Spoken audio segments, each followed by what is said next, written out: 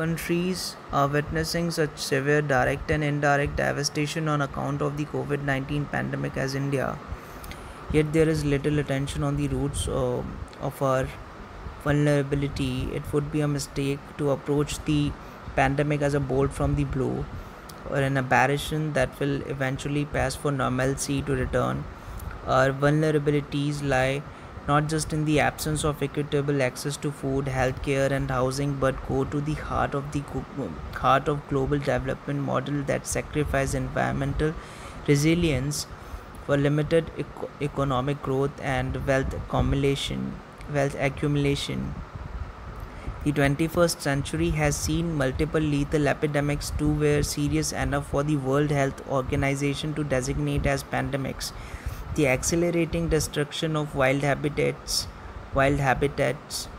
forest and diversified food systems for urbanization, mining and industry means pathogens which were once largely confined to animals and plants in the wild are now better positioned to infect humans. The expansion of monoculture cropping and livestock farming system, coupled with dense human settlement dependent on narrow diets of global commodity crops and meat, are eliminating the biodiversity and distance barriers that lend resilience to the human species and domesticated plant and animals.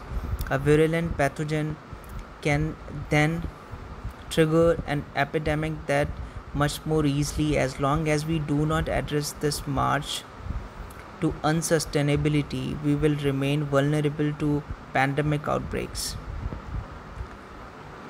So the next point is drawing the wrong lesson. It is a troubling that our government are drawing the opposite lesson for the COVID-19 challenge.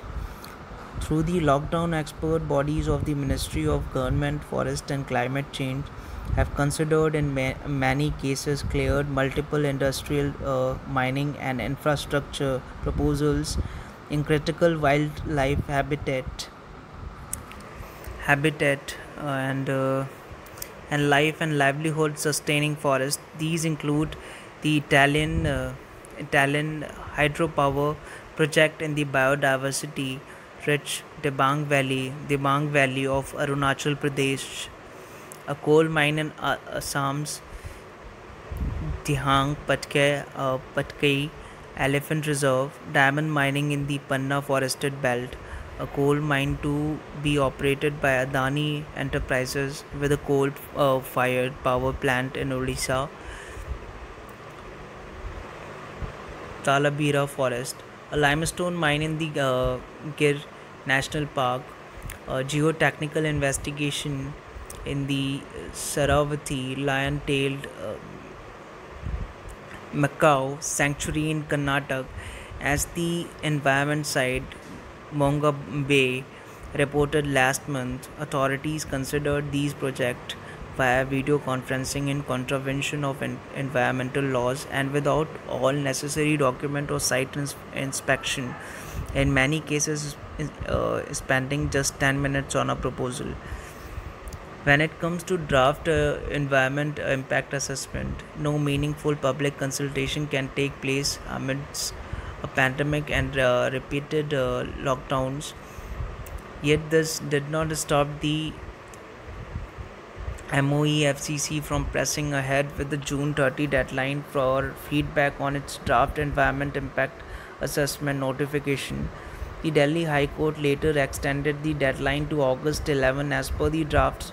Starting a project before obtaining environmental approvals will no longer be a violation, and it can be regularized post facto. Public hearings are riddled with problems and their content routinely ignored while awarding clearances, but they remain the only opportunity for a voice for project affected peoples and environmental and social experts.